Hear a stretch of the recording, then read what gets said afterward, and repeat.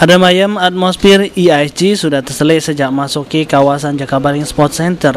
Tidak banyak kerumunan penonton di sejumlah area pertandingan termasuk Gelora Bumi Sriwijaya yang paling banyak terselip hilir mudik para pelajar yang memang digratiskan untuk meriah ke pertandingan-pertandingan IISG. Sepinya penonton sama rendahnya animo masyarakat untuk melo IISG dirasuk ke pulau penarik becak yang mangkal di pintu masuk Jakabaring untuk dapat ke penumpang yang memerlukan jasa antar ke venue-venue susahnya minta ampun. Keperaduan para tukang becak ini di kawasan Jakabaring Sport City bukan cerita baru.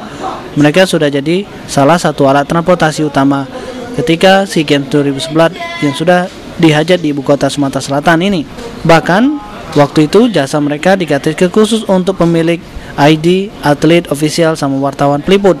Nah, kali ini mereka juga mencoba manfaat IISG untuk mengais rezeki dengan nguno ke seragam khusus bertulis ke event sama logo IISG plus nguno ke tanda pengenal khusus.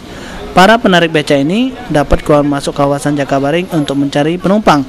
Masalahnya penumpang yang dicari sulit didapatkan, memang sepi pengunjung. Game yang 2011? Oh, rame yang 2011 lagi.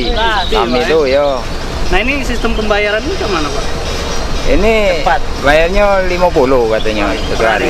Ya, cuman 5 hari yang dihitung. 5 hari yang dihitung. Iya.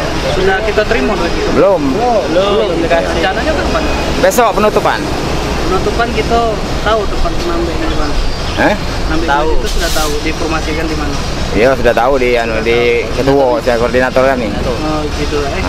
Nah, ini kan cuma 5 hari dibayar. Iya.